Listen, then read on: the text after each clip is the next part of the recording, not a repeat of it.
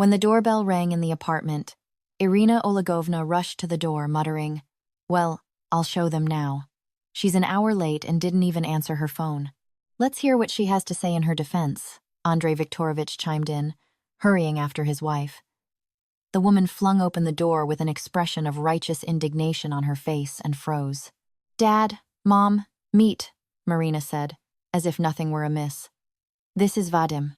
The towering, 2-meter tall young man looked more like a bandit than the companion of a refined girl from an intellectual family. A weak stubble, a sports cap on his head that had long lost its color and shape. Dark hair peeked out from under it. Irina Olegovna was horrified when she noticed the guy holding her daughter's hand with his enormous hand, with ingrained dirt on his skin. Against the backdrop of Marina's neat, light-colored jacket and clean jeans, Vadim, in his worn-out jeans and shabby leather jacket, looked like a vagrant. You. "Mom, Dad, this is my boyfriend," said Vadim. "Hello," the guy grinned, showing off his white teeth. "Nice to meet you. Come in." The girl addressed her companion and pulled him into the living room. "Not a bad place you've got here." The guy glanced around the room. The parents, with their mouths agape in astonishment, scrutinized the unexpected guest. "Irina Olegovna, your place is top-notch. Nice to meet you." The young man extended his hand to the father. Andrei Viktorovich pretended not to notice, stepping aside from the strange couple. "Cool place you have here," Vadim chuckled. "We can have a blast with friends. We'll find some good music. If not, don't worry. We'll bring whatever we need." "Mom." Marina looked at her mother. "Vadim and I are a bit delayed. Sorry. We bought something for tea." The girl showed a bag of pastries. "Well then, let's have tea." Irina Olegovna's voice trembled with anger, but as a hospitable hostess, she tried to keep herself in check. "Never mind," she thought, addressing her daughter mentally as she set the table in the living room for tea. "I'll talk to you when this monster isn't around." "Vadim," Andrei Viktorovich asked when everyone sat down at the table. "Where do you work?" "Work? Work is for losers. Horses die from work," the guy laughed again. "So what do you do then?" Vadim took a loud sip from his cup, bit into a pastry, and said with his mouth full, "I've got various schemes. If you can't raise some dough, everything will be swell.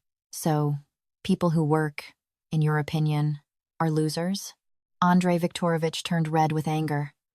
"Don't get your panties in a bunch, Dad. Marinka will be in clover, I guarantee it." "What do you mean, Dad?" Andrei Viktorovich bristled. "What do you think you're doing?" "You are, Dad. Why are you freaking out?" The guy smirked, impudently looking at the man. His eyes almost popped out. "Take care of your health, or you'll kick the bucket prematurely. I don't need problems." The father choked with indignation. "Marina, who did you bring into the house? He's a bore and a brute. Immediately, do you hear me? Immediately. Let this person leave our home." Andrei Viktorovich jumped up from the table and pointed towards the exit. "Mom, Dad, Vadim isn't going anywhere. Vadim and I have decided to get married." "What?" The parents' cry was simultaneous. "Father, our daughter has lost her mind." Irina Olegovna clutched her heart. "I won't survive this." Andrei Viktorovich rushed for pills. "Look what you've done to your mother," he shouted, handing his wife a glass of water and a bottle of pills. "Vadim," he addressed the guy, "your stay in our house is over. I'll ask you to leave. Don't push your luck."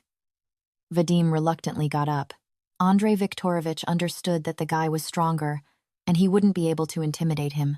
Irina Olegovna said in a weak voice, "Andrei, leave him alone. We all need to calm down. What on earth is happening?" "Marina, what are you doing?" "Mom, everything is fine.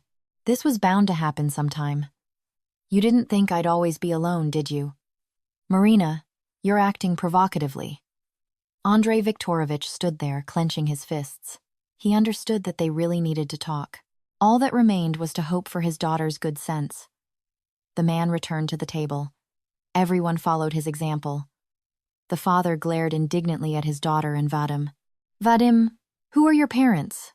What do they do?" the mother asked. "What's there to tell?"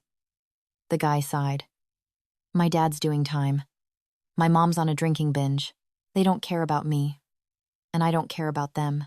I'm on my own. Now I'll have Marinka. My mom is harmless. She'll drink herself to sleep. She'll whip up some grub. When Marinka and I get married, she'll cook for me. Do you know how to do that? I'm not picky about food. I just need a pretty girl by my side. He laughed. And you're quite a looker, you know. Vadim pecked the girl on the cheek. That's it. I've had enough, Andrei Viktorovich suddenly said, jumping to his feet again. Marina, explain to Vadim that it's time for him to go. All right, Vadim got up from the table. No need to get worked up. I was planning on leaving anyway. Marinka, see ya. He kissed the girl with gusto. We'll meet again. I'll be back in a moment, just saying goodbye. The girl followed Vadim. Marina, come back. Her father tried to stop her. But the girl, not listening to him, dashed out of the apartment. The friends left the institute building, stopped, took a deep breath of fresh air, and smiled, unspokenly agreeing. Let's go to the mall, Dasha suggested. Just for a bit, and then home. Are you kidding? Marina's eyes widened. If I'm even a minute late home, Mom will give me a whole lecture on why it's bad to be late. No, I don't want trouble. You know what they're like. You're joking, right? What will they do to you if you're half an hour late? My parents haven't controlled me for a long time. Lucky you. I'm 21, but I can't even leave the house without my parents' permission, let alone be half an hour late. That's crazy, Dasha exclaimed. How do you put up with it? I'm used to it, the girl shrugged. Since birth, they've controlled my every step. No, my parents are understanding. Of course, they keep an eye on me, but not to this extent. My mom is an accountant, by profession and by nature. She keeps track of everything. Calories eaten in a day, minutes spent on the commute from the institute, the expediency of buying a new jacket. And my dad, he's used to controlling product quality at his factory. So at home, he checks how thoroughly the dust is wiped, how well the floor is washed. I don't envy you. I don't envy myself either. Do you think it's like to wake up every morning and see a note in the fridge? Be home by 10 p.m. Weekdays, academic process. Saturday, cleaning. Sunday, family. Real-time movement reports. Any deviations are discussed at a family council. That's awful. You're not making this up, are you? As if. Marina sighed and opened a page on her phone. Here, look. Mom sent a message. You've deviated from the course. You'll have to explain where you were from 4:15 p.m. to 4:35 p.m. So, I'm in for it at home. And I just briefly stopped at a cafe to buy my favorite pastry. And there was a queue, of course. That's harsh. Dasha looked at her friend with amazement. No, I understand controlling a teenager, but a tracking program on a smartphone for an adult daughter is beyond my comprehension. If I hadn't seen the note myself, I would have thought you were slandering your parents. Why do they do this to you?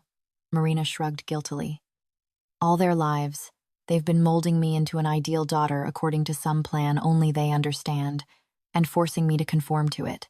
Are you, like, a project for them? Dasha laughed.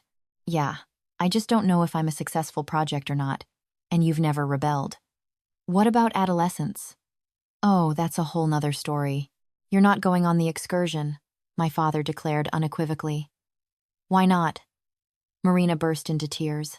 Almost the whole class was going, and her parents didn't want to let her. Everyone's laughing at me, Marina. Mom sat her down beside her. Listen, my dear, you're not going because we're worried about you. The class teacher can't handle you all alone. Aunt Katya Vasilyeva is also going. My dear, what can this old woman do? What if you get lost? Fall behind the class. Fall and break something. Who knows what could happen on the road? Can I go with you, Mom? You know I have a job. End of the month reports. Who would let me go? And besides, you'd be living in some dormitory. What if there are bedbugs and cockroaches, or boys climb into your rooms at night, and they definitely will? Can you imagine what awaits you? And where will you eat? In the cafeteria. Those public cafeterias are full of unsanitary conditions. No, absolutely not. No trips with the class. We can go together. Right, Dad? Andrei Viktorovich nodded vaguely. Mom continued. but you'll be under our supervision. We love you, my dear. If other parents aren't worried about their children's lives and health, that's their problem. Let their children go wherever they want." Marina sighed heavily. She had no choice but to agree with her mother's arguments. Another time, she wanted to sign up for a dance club. The dance club leader came to the school with her students. Marina really liked their performance, and that evening she asked her parents, "Can I go to dance classes?" "Don't even think about it," my father declared. "All these activities only corrupt you. What's the point of kicking your legs in front of strangers?" "Dad, these are Indian dances. You don't have to kick anything." "Do you want me to show you a move I learned?" Marina clasped her hands in front of her chest, crouched slightly, and made a characteristic neck movement for Indian dances. "It's so beautiful," she exclaimed. "My dear," her mother joined the conversation, "you need special costumes for these dances. That's an expensive pleasure. We're not rich enough to afford such expenses. But that's not even the main thing. Who will accompany you to classes? I can go by myself. I'm old enough." "Yes, you're old enough, but not to travel alone around the city on public transport in the evening. And Dad doesn't have the opportunity to drive you. Understand, Marina, we're not against you having hobbies, but only within our capabilities." Marina listened with envy to stories about her classmate, about performances and trips to competitions with the dance group, but her childhood dream of dancing remained just a dream. The girl woke up from her memories, looked at her friend distractedly. "Hey, are you here?" "I'm talking to you, but you're acting like you can't hear." I was lost in thought. Marina shook her head, chasing away sad thoughts. "What did you want to ask me? Did you decide to go to institute yourself? Or was that also your parents' choice?" "Of course," the girl chuckled grimly. "The pedagogical institute was part of my parents' plans. I managed to insist on choosing the faculty, at least." Marina silently watched from the side as her parents decided her future. Their opinions, surprisingly, diverged. I think Irina Olegovna was determined. It would be best for Marina to enroll in the Faculty of Foreign Languages. "And what will she become?" Andrei Viktorovich argued heatedly. "A teacher in a school with a pittance salary? Why a teacher? She could become a translator, for example. Knowledge of foreign languages is useful in any field now. She could even get a job as a secretary in a construction company, for example. They conclude contracts with foreigners. So, you see, knowledge of languages would be useful. There's demand for engineers now," the father argued. "And besides, Marina isn't very good at languages. You know yourself. Good grades are a result of effort and diligence. Will you drag her to her diploma yourself?" The mother fell silent resentfully, and the father began pacing the room nervously. "No, this question needs to be looked at from a practical perspective. Can I choose the faculty myself?" Marina timidly voiced the question, waiting for a lull. "Yourself?" her parents chorused. "I want to submit documents to the art and graphics faculty." "There!" the father exclaimed triumphantly. "My blood knows its daughter. She'll know what's useful in life. Enroll in art and graphics, Marina. After you graduate, I can always arrange a job for you at our company. Why foreign languages? Who needs them? But drafting and graphic design will open up prospects." "You're wrong, Marina, not wanting to listen to me," the mother said resentfully. "Girls and drafting are incompatible things." Marina really hated drafting. She wanted to draw, but she didn't tell her parents about it, because they didn't approve of her drawing hobby. "At least something," Dasha laughed. "I thought you had no say at home at all, that you couldn't stand up for yourself." "Sometimes, of course, I argue with them," Marina smiled. "In school, it was impossible, of course, but now I sometimes allow myself to miss Mom's call." "And you refused to go to the mall with me today." "But yesterday," the girl countered. "We had a nice time at the cafe. You don't remember?" "Well, if you consider an hour at the cafe a joy, then yes. I told Mom something as an excuse, by the way. I lied that we had an extra class. That's why I was delayed. Don't give me away." Dasha laughed, and Marina just smiled sheepishly. "Don't worry, I won't. Your mom probably had a heart attack when you didn't pick up the phone. I can always tell her I just didn't hear the call because of the noise. You're quite a master at coming up with phone excuses. I don't have a mom like you. I have to improvise." "Yes, my mom is quite modern, not burdened by prejudice. Look. Dasha pulled her t-shirt off her shoulder and showed her friend a tattoo of a small snake. Got it done the other day. If snorts, my parents noticed even the slightest tattoo, Marina sighed. They'd immediately drag me to get it removed. My mom let me get my first one when I was 16. We chose the design together. Okay, Marina, I have to run. Dasha hugged her friend and kissed her on the cheek. See you tomorrow. Since you're not going to the mall with me, I'll go alone. The friends parted. Marina watched her friend go with envy, saw how she cheerfully jumped into a trolley bus. The girl slowly headed home. On the way, she involuntarily remembered how she and Dasha met. I got in. A stranger girl joyfully threw her arms around Marina. I thought I wouldn't make it, but the applicant in front of me in the list withdrew her documents, and I was accepted. It's a miracle. I still can't believe I got in. Oh, she faltered, took a step back. Excuse me, I just pounced on you. My name is Dasha. And yours? Marina. The girl smiled. Did you get in too? Yes, I got in. Great. So, we'll be studying together. Listen, since we're now fellow students, maybe we should go to a cafe and sit down? We have 2 reasons to have coffee. My treat. Marina's cheerfulness immediately evaporated. She glanced at her watch worriedly, hesitated for a couple of seconds, then said resolutely, All right, let's go. Dasha became Marina's only escape from the world of total parental control. That evening, her mother, returning from work and learning that her daughter had gone to a cafe after being accepted, explained at length why she shouldn't go to such establishments. How could you waste your time on such nonsense? And instead of preparing for the start of classes at home, you should have read literature about your future profession, but instead, you spent time in some dive. You'll ruin your stomach. I didn't monitor your diet from birth for you to eat all sorts of garbage now. These fast foods are bad for your figure. A girl absolutely must watch her figure. They only go to those dives, her father echoed. Only marginals go. Decent people prefer to eat at home. That's where all the students go, Marina remarked. So you weren't alone. And with whom? Alone. Looking her mother directly in the eyes, the girl replied, I haven't had time to meet anyone yet. Be careful. We absolutely must know who you're socializing with. It's not enough that you fall under someone's pernicious influence. If you're going to make friends with anyone, it should only be under our supervision. At that moment, Marina firmly decided she would never tell her parents about Dasha, otherwise they would take her away too. Marina glanced at her watch from time to time. She and Dasha were sitting in some dive, drinking cappuccino. What will you tell your parents today? Dasha asked. Where you were delayed. As usual, we had extra English classes, Marina replied with a heavy sigh. If only you knew how tired I am of all this. I'm 21 years old.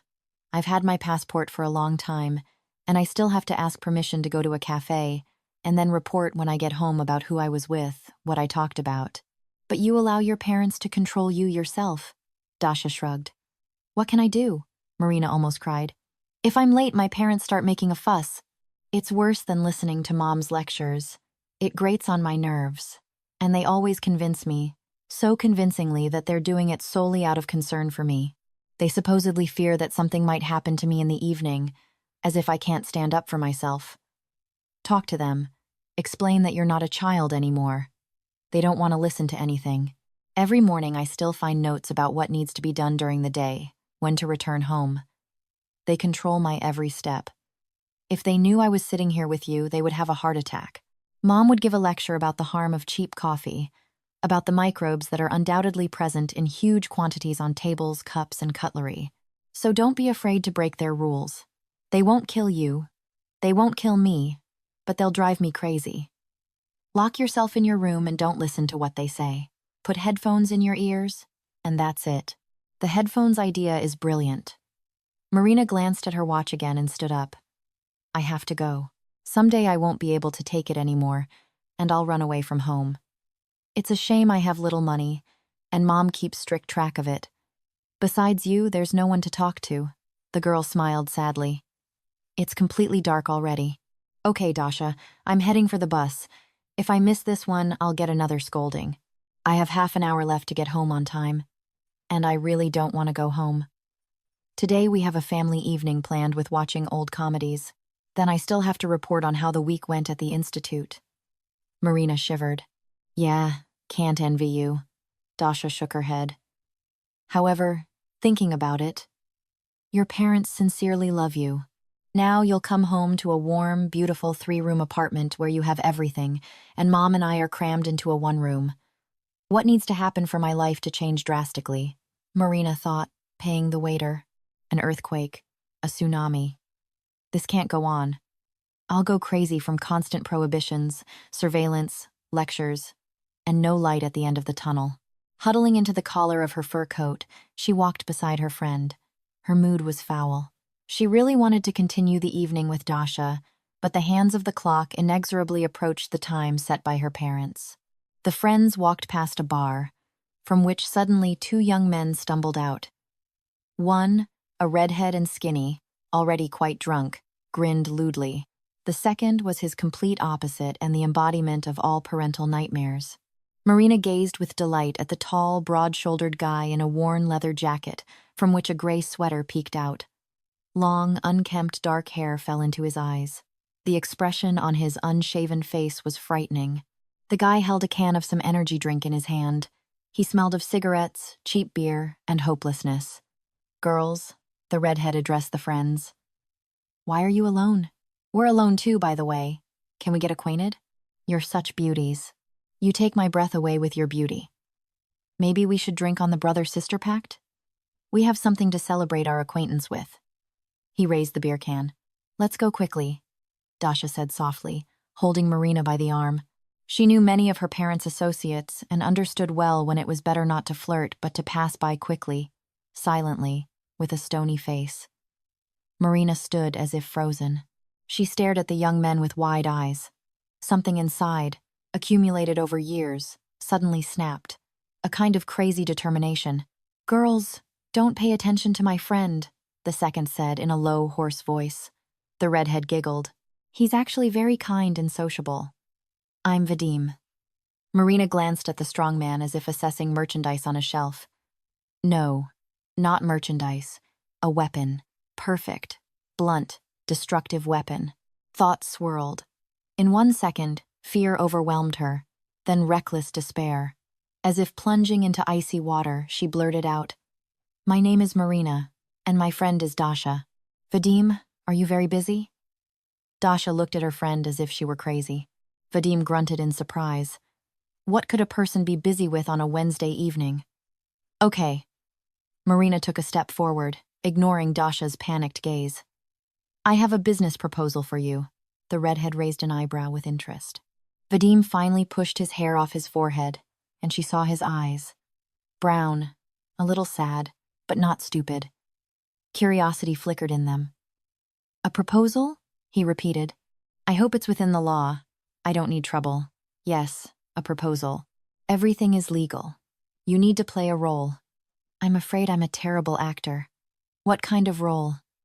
I need you to play my boyfriend in front of my parents tonight, Dasha gasped. The redhead burst into drunken, hysterical laughter. Vadim looked at Marina silently and seriously, then asked incredulously, Are you joking? No, seriously. I agree. What do you expect me to do? Marina spoke hurriedly, as if afraid she would immediately back down and give up her crazy idea. You see, my parents are very strict. I need to shock them, and you're perfect for my plan. Shock them? So, how do you imagine it? You have to behave like a boor and a bandit. Barge into the apartment without waiting for permission, without taking off your outerwear and shoes. Be rude to my parents. Chew loudly at the table. Speak loosely. And what if I'm not invited to the table? You will be. Mom won't violate the laws of hospitality even in a stressful situation. And besides, we won't come empty-handed. She'll have to treat us to tea. In general, you need to try to behave as disgustingly as possible. Vadim listened silently, his eyes fixed on the girl, then asked, Is that all? No. Marina paused for a few seconds, then blurted out, I'll tell them we're dating, and that I'm marrying you. Dasha cried out in fear. The redhead simply howled with delight. Now that's a story.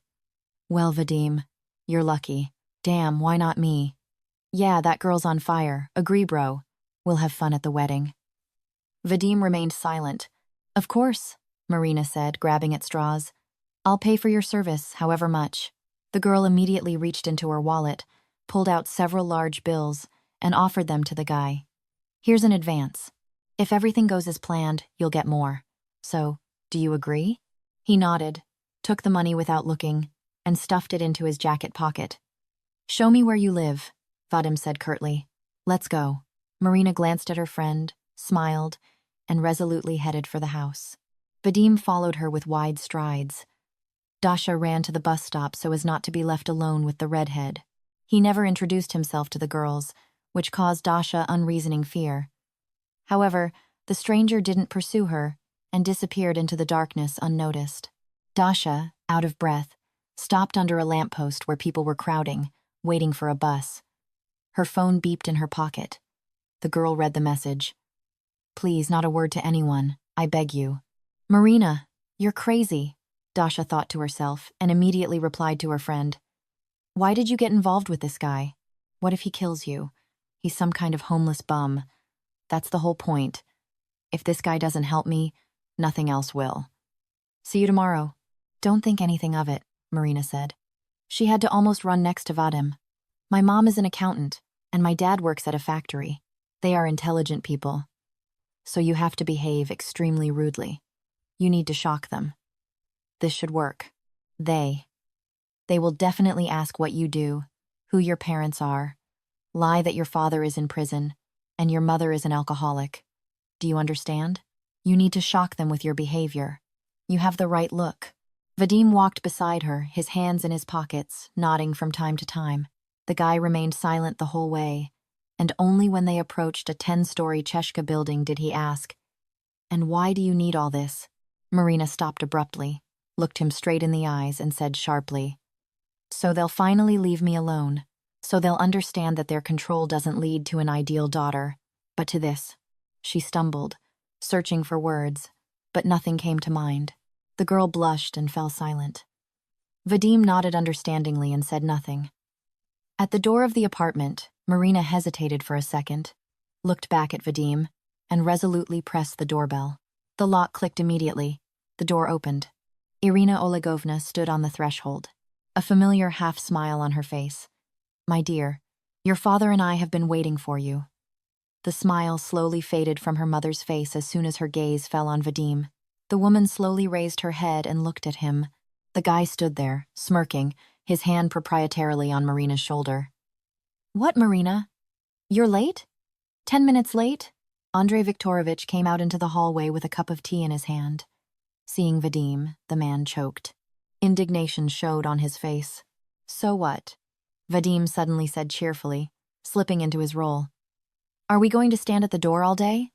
Come on, Marinka, show me your place. You said you had a cool apartment." The guy pushed aside Irina Olegovna, who had turned as white as a sheet. He deliberately brushed against his father's shoulder, forcing him to step aside, and walked into the living room. "It's not bad, of course, but it'll do. I like it here." He stopped in the middle of the living room, tall, broad-shouldered, in worn-out jeans and an old jacket, wearing a stretched knitted hat from which unwashed strands of black hair protruded. With a weak stubble on his cheeks, Vadim looked incongruous against the backdrop of the clean, cozy room, next to his parents, impeccably dressed as always. "Marina," her father said in a stern voice, "deign to explain what kind of specimen this is." Vadim roared with laughter. "I'm not a specimen, I'm Vadim."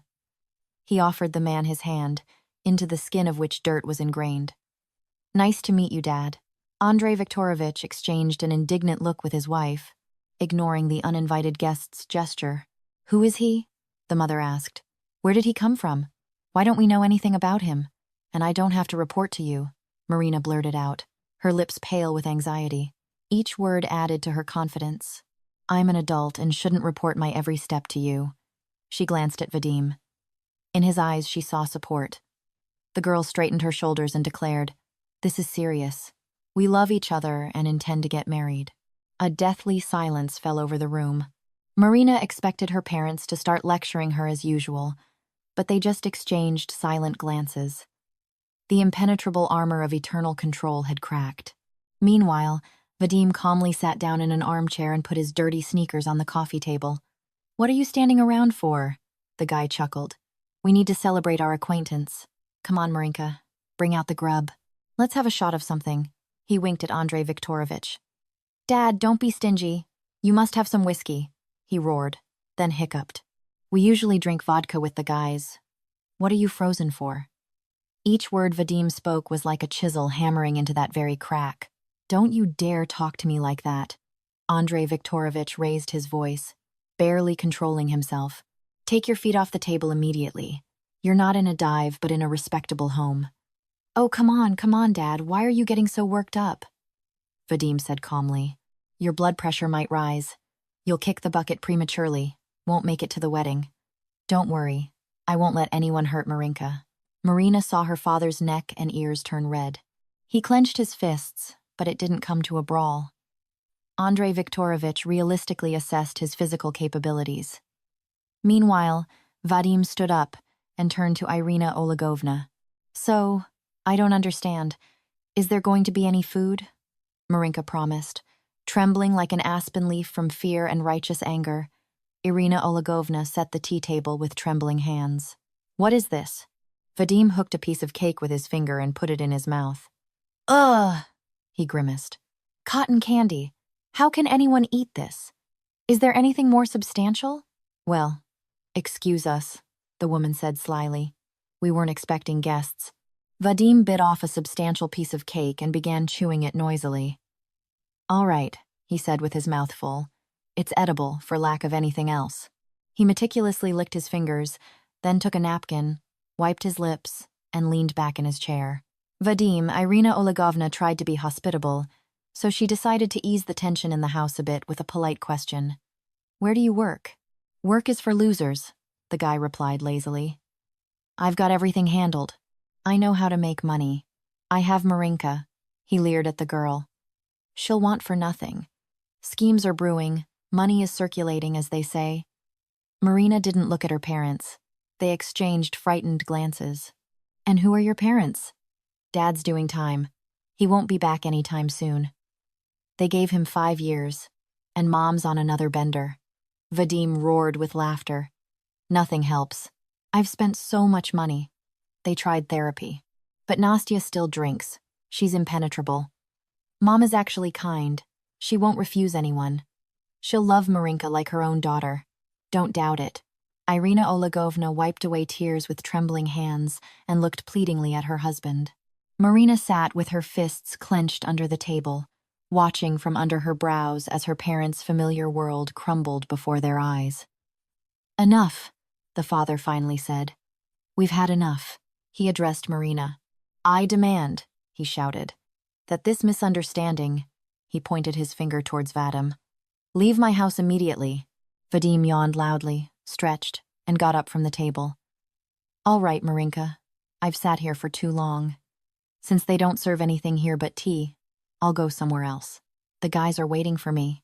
He headed for the hallway, glanced back in the doorway. "You're not so bad, actually," the guy grinned.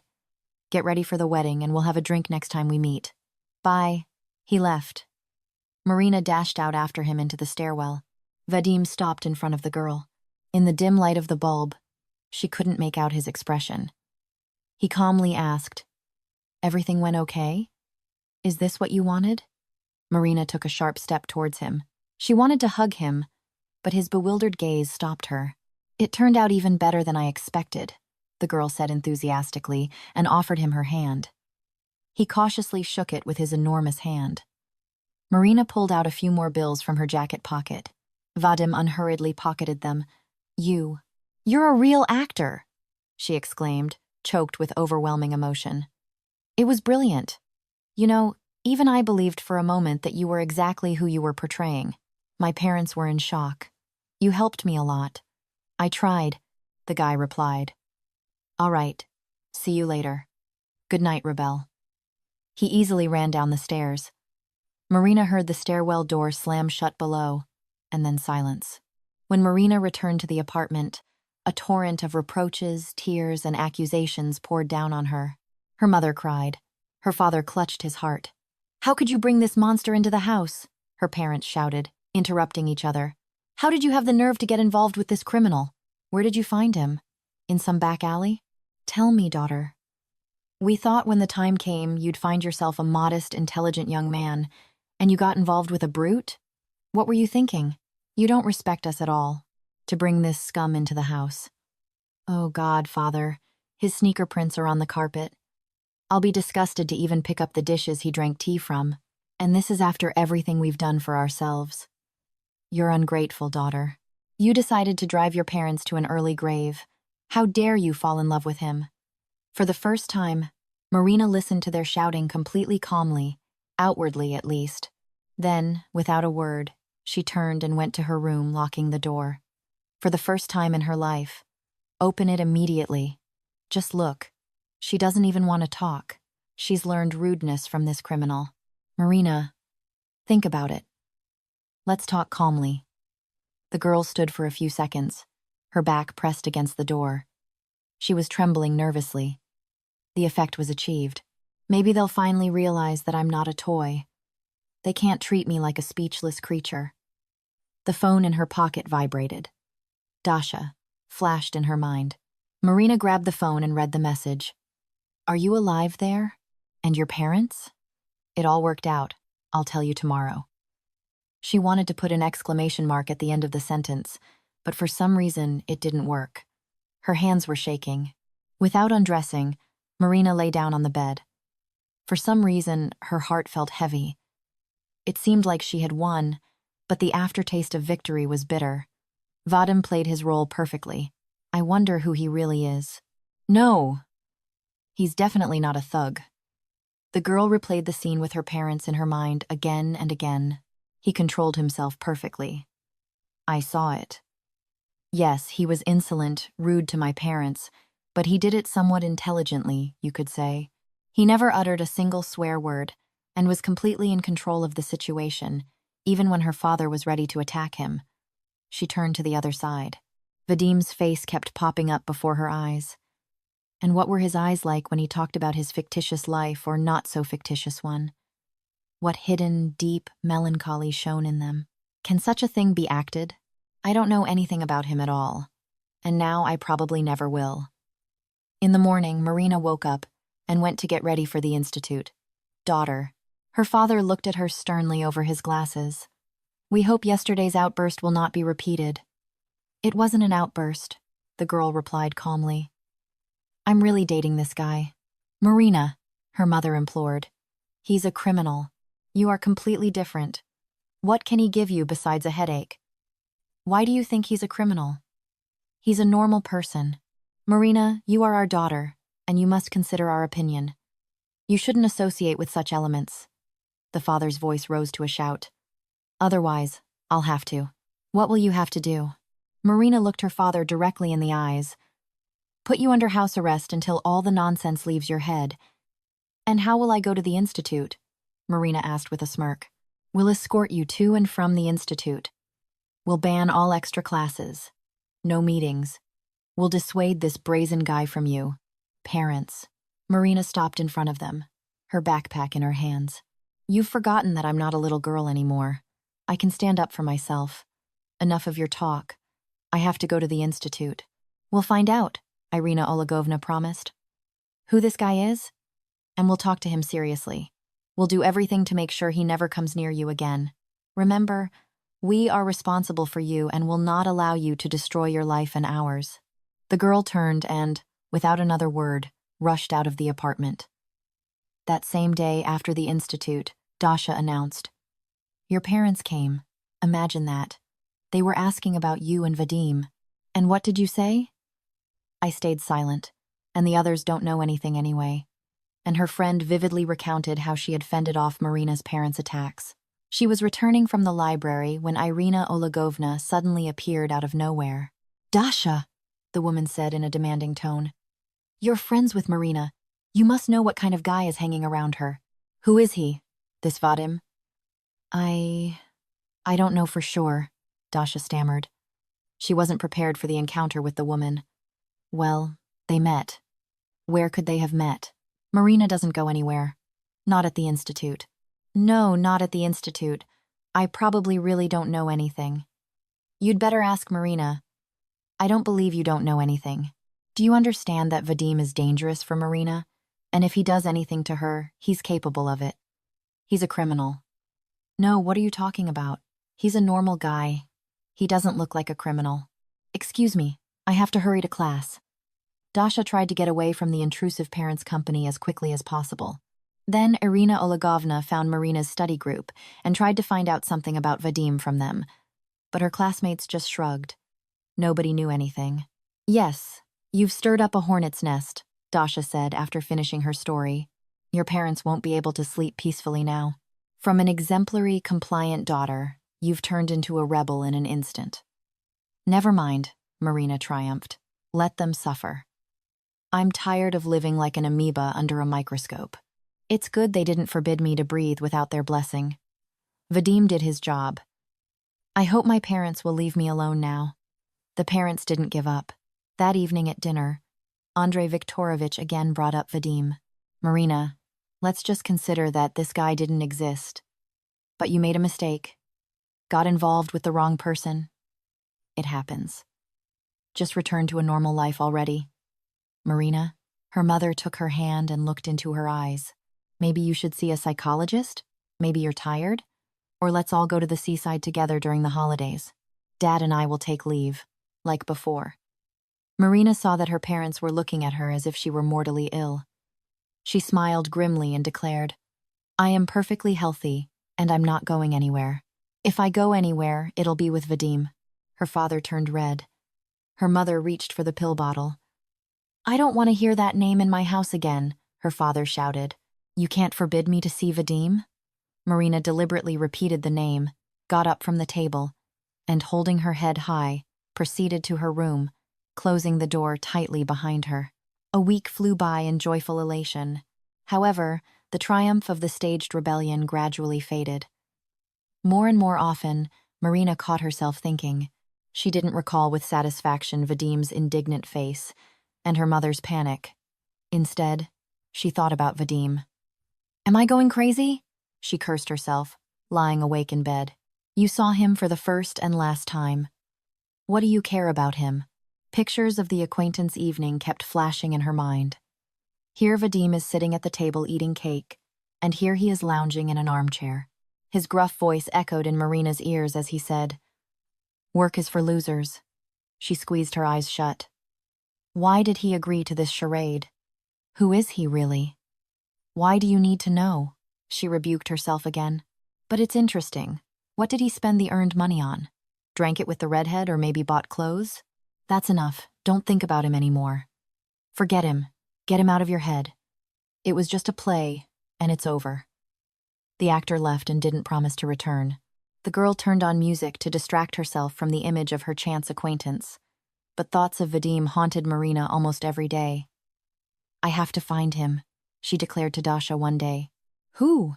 The latter asked, although she immediately understood. Vadim. I absolutely must see him. Why? So I don't have to bother with questions anymore. True. I have no idea where to look for him. Listen, I recently saw that red-headed guy at a car wash. Dasha suddenly blurted out and immediately covered her mouth, regretting what she had said. What car wash? Marina's eyes lit up. Not far from my house. Why didn't you say anything? I have to find out how to find Vadim. Do you really want to meet him? Dasha looked at her friend in horror. Yes, I absolutely need to talk to him. You're crazy.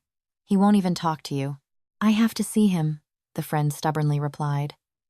The next day, instead of classes, she went to the car wash. She found Vadim in a bay. She watched as the guy, holding a hose, washed the car. Vadim's hair was tucked under a cap, a blue-stained jumpsuit. Under an old t-shirt, muscles bulged. His face, surprisingly clean-shaven, was focused. He looked nothing like the Vadim Marina had accidentally bumped into near the cafe. The guy, feeling someone's gaze, turned around. The girl read surprise in his eyes. He didn't recognize her. She stepped towards him. A flicker of annoyance, or perhaps rather annoyance, crossed Vadim's gaze when he finally recognized her. Hi, Marina, she smiled. Hi, Vadim replied. frowning, and turned away, continuing his work. "How are you?" "Fine," Vadim answered monosyllabically. The conversation didn't flow. "Maybe we can go to a cafe after work?" "I can't," Vadim replied without turning to her. "Why?" "I'm studying." "Studying?" the girl exclaimed in amazement. Vadim turned off the pump, slowly turned to her. "And what did you think?" "I'm a complete failure." "Yes, I'm studying at the evening department of the automotive mechanical faculty. I work at a car wash during the day. You have to live somehow. I didn't think you." Marina felt embarrassed. "You thought right. I am. I was almost expelled from university for absences." The girl dropped out. "I couldn't afford to rent an apartment. I lived in Vanya's kitchen, you know, the redheads. I thought, that's it, my life is over." And then he paused, wiped his hands on a rag.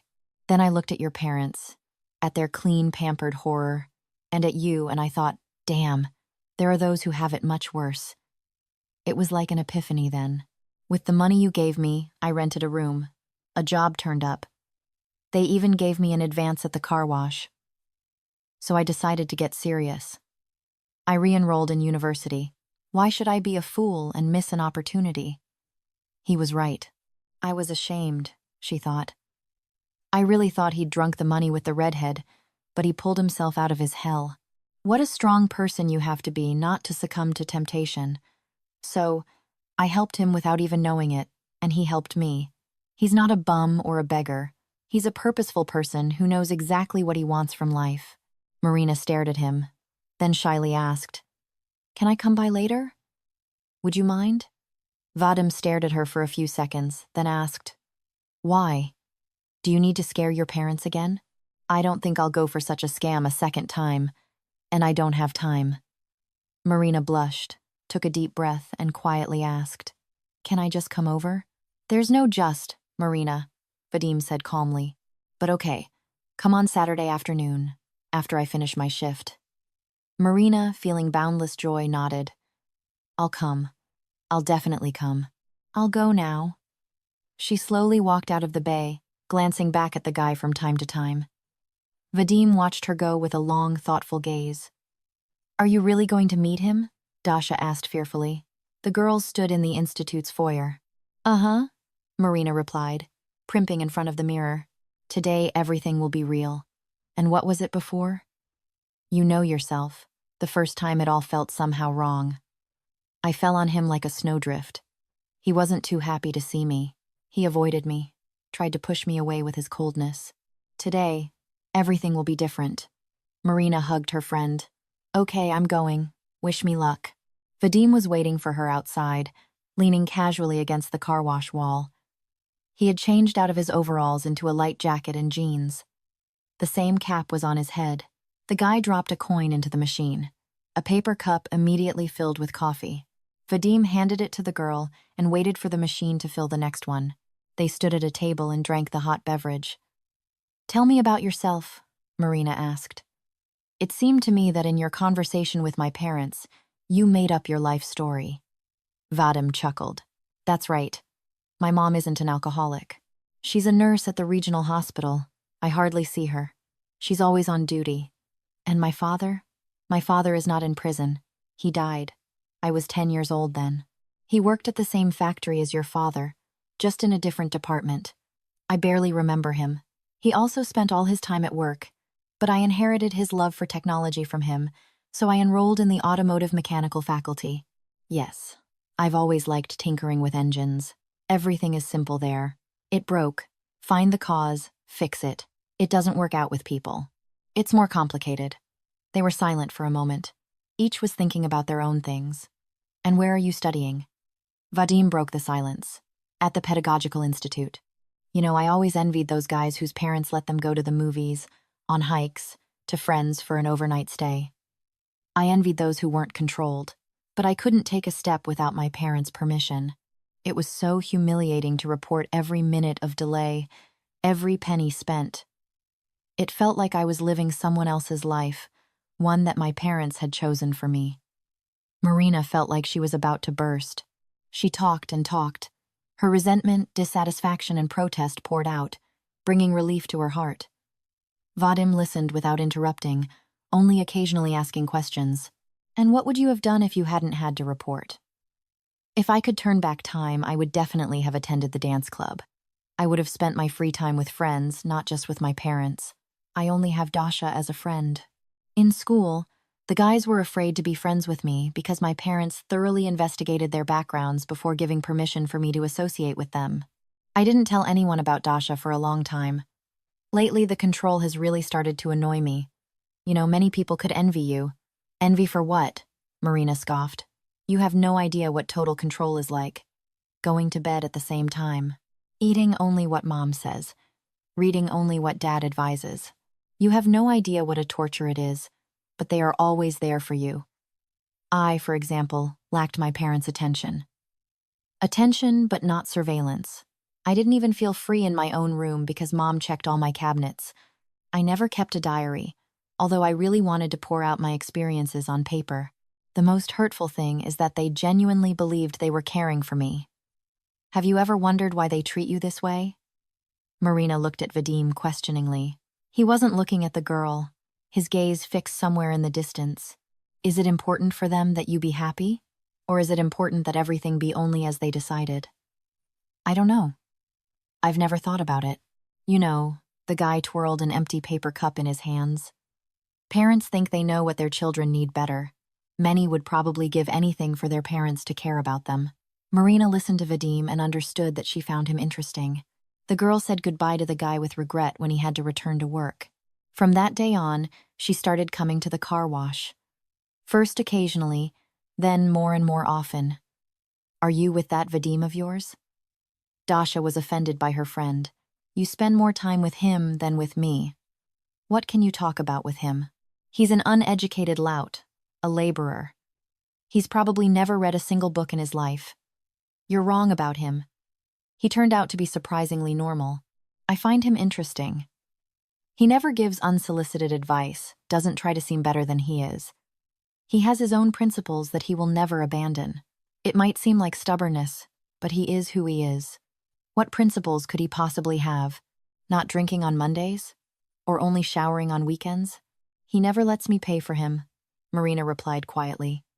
And I know he doesn't have extra money. He won't stand aside if someone tries to insult me. He has never allowed himself to utter a single swear word in my presence. Vadim treats me with respect, and that's worth a lot. Marina, friend. Dasha looked into her eyes. Just don't tell me you've fallen in love with him. Who are you, and who is he? You're so different. You're talking like my parents now. He's no worse and no better than, say, our classmates. He's just had less luck in life. But he's incredibly strong and stubborn. Honestly, if many of our classmates' parents hadn't kept them strictly, would they have studied? No, of course not.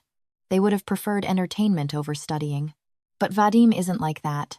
He realizes that his life, and only his, depends on how it turns out. The more I communicate with him, the more I discover new things in him. He's a man of few words, but when he starts talking, it's always to the point. He doesn't try to seem better than he is. And that in itself is worthy of respect. You speak of him as if he were your ideal. Marina just smiled enigmatically. She couldn't admit to her friend yet that she eagerly awaited every meeting with Vadim. No, their meetings couldn't be called dates. They talked a lot, walked. Then Marina would go home, and Vadim would continue working or go to study, but they were drawn to each other. Vadim carefully hid his thoughts, but sometimes Marina caught his gaze, so warm, tender. She herself had yet to truly understand her feelings for this strange guy.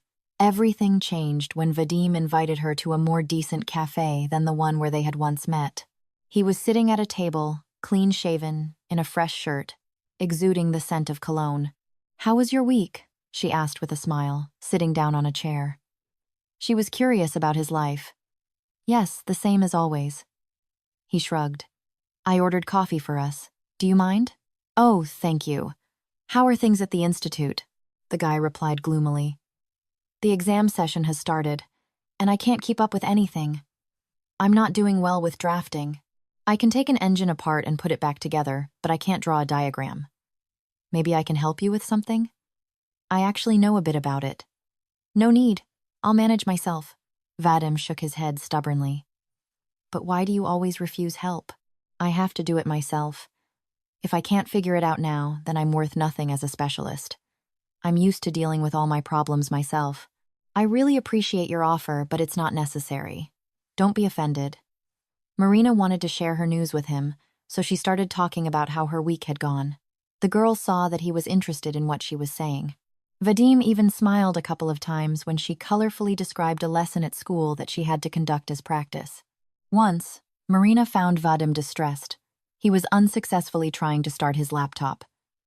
Listen, he said dejectedly. I can't go to the cafe today, and I have an urgent matter. What happened? Yes, this laptop seems to be broken, and I have to take an online test. And Vanya, as luck would have it, is away. He's good at this, but I'm not very. This isn't a car engine. Can I help you with something? You? What can you do? Not me myself, but I have someone who understands this. Vadim was about to open his mouth to refuse as usual, but Marina didn't listen. How urgently do you need it? Tomorrow.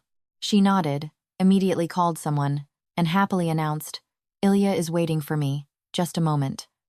Marina brought the repaired laptop back the next day. Here you go. She solemnly handed it to Vadim. He immediately grabbed it, turned it on, rejoiced when the desktop appeared on the screen, and immediately asked, How much do I owe you? Nothing, the girl replied. How can it be nothing? The guy frowned. It doesn't happen like that. Any work must be paid for. Marina stubbornly repeated, You don't owe me anything, it's friendly help. Her heart skipped a beat when Vadim's usually stern expression changed to a grateful smile, and a warm, bright something flickered in his eyes. Thank you, Marina, he said. At home, there was a cold war. Her parents were afraid to ask their daughter about Vadim. They practically didn't talk to the girl. Her father's face expressed stern displeasure, and her mother looked at her with suppressed resentment. Marina also remained silent. When their daughter was out, her parents discussed only one problem. Andrei. Irina Olegovna wrung her hands in despair. Something must be done. Marina will ruin herself. We can't just stand by and watch. She's completely distanced herself from us. We might lose her completely. What do you suggest? Andrei Viktorovich was no less concerned. She practically doesn't talk to us. We can't control her anymore. All we can do is wait for Marina to come to her senses. And if that doesn't happen, if she really marries this Vadim, it's terrifying to imagine what will happen to all of us if this happens. We can't let the situation slide. Our inaction will lead to tragedy. When they get married, it will be too late to change anything. Marina is a smart girl. Well, there was a system failure. We have to wait. If we try to pressure her now, it will only be worse. We have to dissuade her from Vadim, Irina Olegovna declared decisively. How can the consequences be irreversible? You see how stubborn she is. We need to introduce her to a normal young man from a good family. Then she'll forget all about her criminal. Do you have someone in mind? Andrei Viktorovich asked with interest.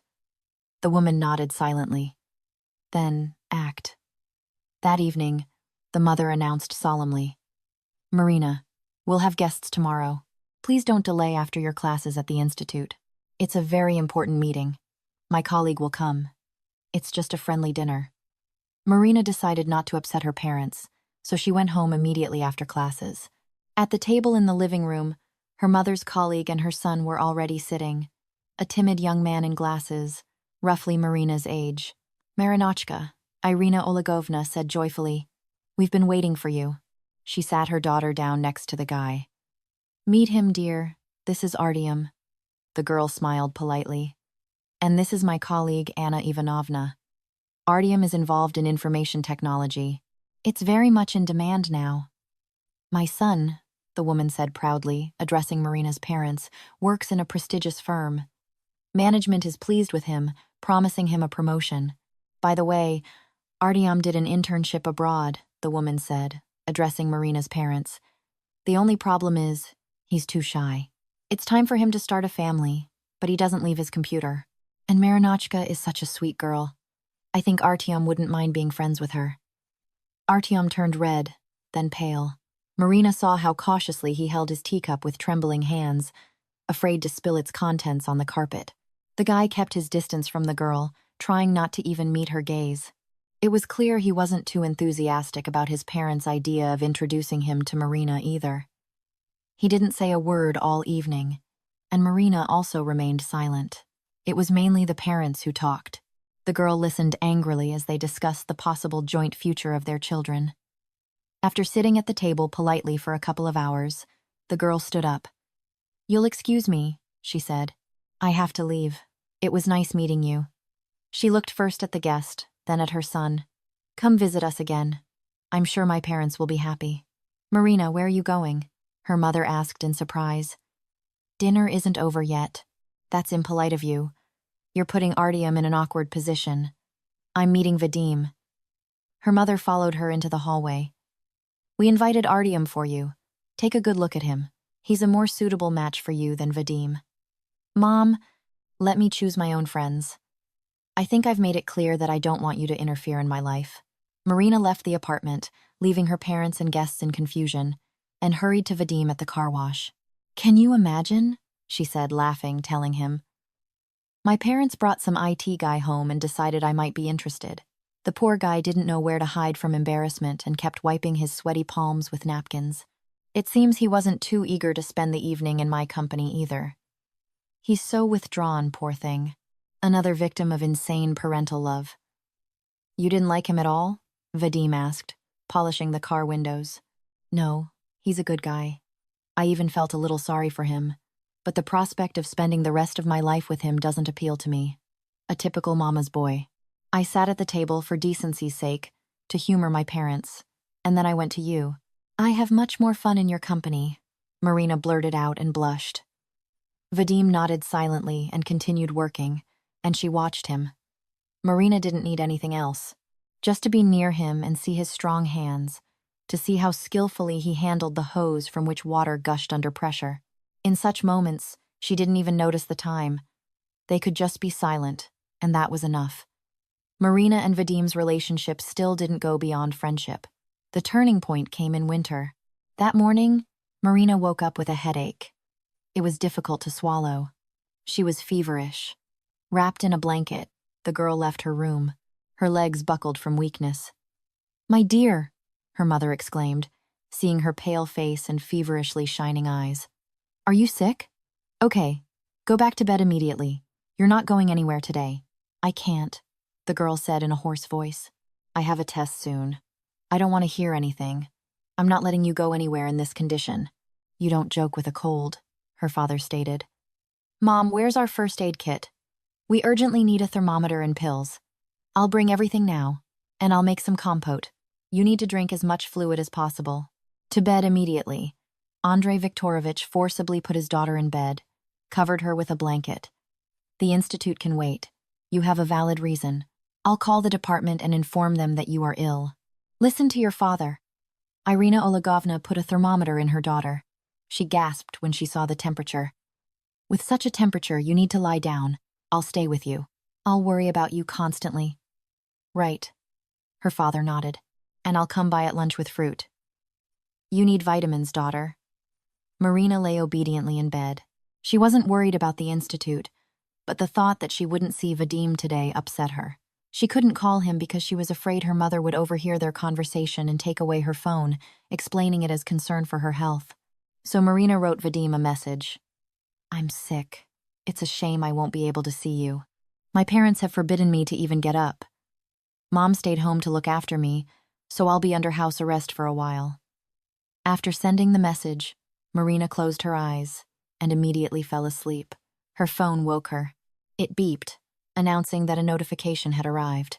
"Come out onto the balcony," Marina read, and immediately jumped up, wrapped herself completely in the blanket, put on socks, and went out onto the balcony. Vadim stood knee-deep in a snowdrift and, tilting his head up, looked at her apartment windows. Snowflakes fell on him, but he paid no attention. When the girl appeared on the balcony, Vadim waved to her and shouted, "Hey, sick girl, catch!"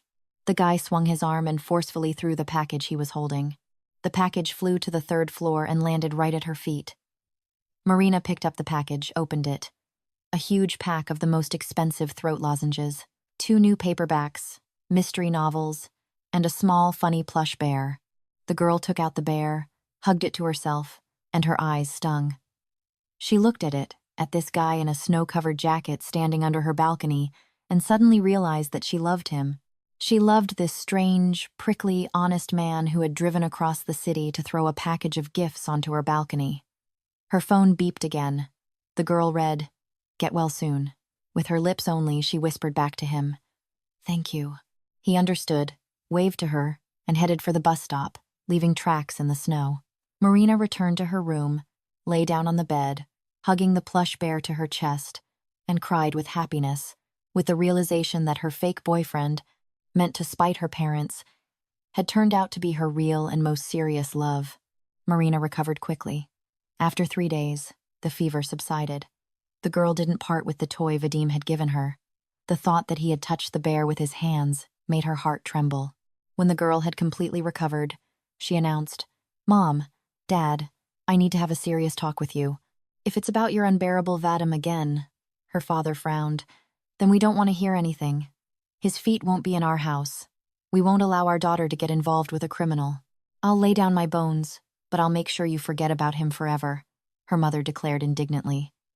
"Just listen to me for once in your life," Marina flared up. "Talk to me like an adult, not a little girl. I'm not a thing. I have the right to say my piece." The parents were taken aback and exchanged glances. The determination in their daughter's voice was frightening. They refused to believe that their project had completely slipped out of their control, but they still sat down on the sofa with expressions of quiet despair. "I truly love Vadim," the girl confessed. "This is not a fleeting infatuation, and you can do nothing about it. I can't live without him." Irina Olegovna squeezed her husband's hand tightly. The muscles in Andrei Viktorovitch's jaw twitched. They both listened silently. They didn't interrupt. "On the day Vadim and I came to introduce ourselves, I met him for the first time in my life. Yes, it was a reckless act, but I no longer knew how to make you see me as an adult. I reached such a degree of despair that I turned to a complete stranger. I thought he would play the role of a marginal, a drunkard, and you would see how low I could sink because of your total control, which suffocates me and prevents me from living normally." Marina fell silent and looked at her parents. They sat in frozen poses, bewilderment, pain, confusion, regret in their eyes. She sighed and continued, "But Vadim only seemed lost to society, and his parents are normal. He made up a scare story especially for you. His mother works as a nurse, and his father died a long time ago. His mother raised him alone. She worked a lot so that Vadim would grow up to be a real man. He has a goal. He supports himself. But that's not the main thing." Marina took a breath. "When I was sick, he brought me lozenges and a toy. Something inside me turned. I suddenly saw him as he really was, a vulnerable, kind, caring man. At that moment, I realized that I loved him. This is the kind of feeling you can wait a lifetime for. I want to be with Vadim, and no prohibitions will make me give him up. I hope you'll understand me." Marina fell silent again. She expected her parents to erupt in an angry tirade, to start reproaching her for heartlessness, ingratitude. They were also silent. The father broke the silence. For the first time, the girl heard a tremor in his voice. He wasn't demanding anything from his daughter. He asked, "Do you understand what abyss you're climbing into? He has no future. He washes cars. He has no prospects. What awaits you with him? Do you expect our help?" "He's getting a profession," Marina countered. "By the way, the same one as yours, Dad. And he's honest. He cares about me not because he has to, but because he wants to. And I want to be with him. I'll get my diploma soon and start working. We won't be a burden to you." "You've fallen in love with your own rebellion," her mother exclaimed. She was on the verge of hysterics. "Maybe," Marina agreed easily. "But this is my life and my choice now, and I don't want you to interfere. You don't understand what a monstrous mistake you're making. You'll bitterly regret your actions later." Irina Olegovna was no longer shouting, but whispering, "Let them be my mistakes. You can't always walk on a smooth path. There must be pits and bumps. I want to live my life not according to your instructions." Her parents saw that Marina wasn't going to back down. she said quietly. It would be best if I lived separately from you. This was the phrase they feared most. Wait, daughter, her father said sadly. Why leave home? What will you use to rent an apartment? Friends will help me. This Vadim. Where does he get money from? My God, daughter, why ruin everything? Think about it before it's too late, the girl's mother persuaded her. We are not your enemies. Marina said nothing. She stood up and went to her room, implying that the conversation was over. Andrei Viktorovich went to the bank. If you marry him, he threw after her back. We won't be able to accept it. You'll lose your home. You'll lose everything. Are you willing to give up your parents? I'm not getting married, at least not yet. Marina turned around and looked her father directly in the eyes. I just want to live my own life. And you decide if you can accept me as I am. The door closed behind Marina. The parents exchanged helpless glances. A few days later, Marina moved into a small studio apartment on the outskirts of the city. Dasha and Vadim helped her rent it. Wait. The girl stopped in the middle of the room, put down her suitcase and bag. How will you live here? Dasha asked. There's not even a bed.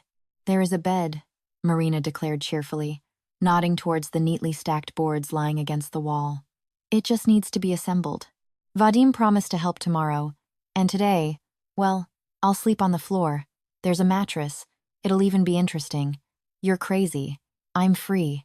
Marina hugged her friend. You can't imagine how pleasant that feeling is. For the first time in 21 years, I won't have to report to anyone and only do what my parents tell me. Freedom. She walked to the window, pulled aside the curtain, looked out at the street, and laughed. When Dasha left, Marina spread the mattress on the floor, covered it, and lay down, hugging the plush bear. She felt completely happy. Vadim came the next day, assembled the bed, fixed the dripping faucet, helped unpack the boxes of things. He said nothing and asked her no questions. He was simply there. Marina was content with even this. Only after 3 days did Vadim quietly ask, Did you call your parents? How are they? Silent? The same, Marina replied with a sigh. They're probably waiting for me to come back, begging for forgiveness. And you? I'm not going back. I've decided everything for myself. If I back down, everything will be as before. But I've changed. I like myself more this way. My parents must finally realize that I'm not a thing, but a person with my own desires.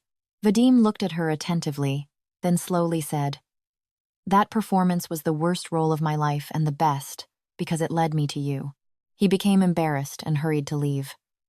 I have to go. Lots of work. That evening, Vadim came by again after work to hammer in a shelf for books. Marina was busy in the kitchen. The doorbell suddenly rang. Strange, the girl wondered. Who could it be? Dasha wasn't planning to visit. Marina opened the door and froze in surprise. Andrei Viktorovich stood before her. Dad, she exclaimed in surprise. Why didn't you call? How did you find me? It wasn't difficult. I just dropped by to see how you've settled in, if everything is okay. The man entered the room, looked around, and grunted approvingly upon seeing the clean, cozy apartment. He frowned upon noticing Vadim with a hammer in his hands. The guy calmly said, Hello, Andrei Viktorovich. Daughter, make some tea. Without taking his eyes off the guy, her father asked. Vadim and I need to talk. Marina glanced questioningly at the guy. He nodded imperceptibly. The girl brought tea and went to the kitchen. The men talked for a long time, but quietly. No matter how much Marina strained to listen, she couldn't catch a single word. Their voices sounded calm. After some time, Andrei Viktorovich peeked into the kitchen. I'm leaving, daughter, he announced. He looked thoughtful and slightly confused. What did he talk to you about? Marina asked after her father left. Just casual conversation, a man-to-man talk, Vadim shrugged. The next day, Irina Olegovna arrived. Noticing Vadim, the woman tensed up, but then accepted the girl's invitation and sat down at the table. My dear, she cried, looking pleadingly at Marina. Stop this nonsense. Come back home. You've already proven you can be independent. Your father and I are worried sick about you. No, Mom. Marina was preparing dinner. I'm not coming back. I'm happy here. See, I've learned to cook. She laughed and looked at the guy. He stood silently in the doorway, not interfering in the conversation. Don't worry about me. As you can see, I'm fine. Irina Olegovna, wiping her tears with a paper handkerchief, watched enviously how her daughter looked at her tall, silent boyfriend with adoration, how she laughed when she talked about her new life. Does Marina really love him? The woman thought, returning home. Maybe we were wrong to forbid her to see him. She's happy after all. Undoubtedly happy. But how? Well, now I'm a certified specialist. Vadim placed his diploma in front of Marina. I can't even believe I finally finished institute. The year flew by in an instant. And I also want to say that I've already gotten a job at a good auto service. No more washing cars. It's time to do serious things. This calls for a celebration, the girl said, looking at him mysteriously. I've prepared a surprise for you. She opened the door to the kitchen. The guy was taken aback. A festively set table awaited him. This is for me. Marina nodded. Thank you. Congratulations. Marina looked at him tenderly. Now your new life begins. Vadim worked a lot. A month later, he brought Marina her first earnings. But it wasn't money. What is this? She asked in amazement, looking at a beautiful toolbox. These are very useful tools for the household. I want you to have your own, just in case. Are you planning to leave? Marina laughed nervously, but her heart sank at the thought that she would never see him again. No. Vadim looked at her seriously. I'm planning to stay forever if, of course, you don't mind. I don't mind, the girl replied, her heart ready to jump out of her chest with happiness. But there are conditions. We're going to my parents for dinner. Are you sure you want this? Otherwise, we can't. They have to understand how much you mean to me. Don't be afraid. This time it will be different. You behave properly, genuinely, without any acting. I want them to get to know you as I know you. Vadim sighed heavily. This will be harder. Dasha. Marina couldn't contain her joy. She had to share it with her friend. Vadim and I have decided to live together. So, did he propose to you and give you a ring? Well, that's still far off, the girl stammered. We both understand that we're not ready to get married yet. But tomorrow we're going to my parents for a family dinner. And they're not against it. On the contrary, they suggested it themselves. They were all sitting at the same table again, and the atmosphere was tense again. Marina, fighting the feeling of dread, looked at Vadim and squeezed his hand reassuringly. His palm was unexpectedly moist with nervousness. Irina Olegovna nervously adjusted her napkin on the table. The pause dragged on. Vadim, the mother finally said and smiled uncertainly. Help yourself. I didn't know what you liked, so I prepared Marina's favorite dish. I hope you like it. Marina, take care of Vadim. The girl willingly put a spoonful of salad on the guy's plate. Gradually, a conversation began, calm, without rudeness or aggression from the parents' side. Marina, she said. Her father put down his fork. Did you get your diploma? Yes, I did. And did you find a job in your field? Yes. I heard that cars with hybrid engines have appeared on the market. What do you think? Is it worth buying such a car? I don't know much about it. Have you had to service such cars? Yes, I have, Vadim replied. He began to talk about the hybrid car so enthusiastically and simply that even Irina Olegovna listened with her mouth agape. Marina glanced at her watch and gasped. The evening flew by in conversation. We have to go, the girl said with a guilty smile. Well, if it's time, then it's time, Andrei Viktorovich agreed. Marina began to clear the table. Vadim began to help her. Irina Olegovna watched from the side as he skillfully collected the plates and was surprised. Vadim, Irina Olegovna asked, and how is your mother's health? Thank you, she's fine, the guy replied reservedly. She's very tired. The shifts are heavy, but she's holding up. In the hallway, while saying goodbye, the mother whispered in her daughter's ear, hugging her. Marina? And Vadim? He's a good person. You were right. I know, the girl replied with a smile. Andrei Viktorovich extended his hand to the guy. The latter shook it firmly. Come visit us again. Looking Vadim directly in the eyes, the father invited him. We have a lot to talk about. Standing in the elevator, Marina leaned against Vadim. So, How do you feel about tonight? The guy asked. I think our real life is starting, Marina replied with a smile. And you know, it's much more interesting than rebellion.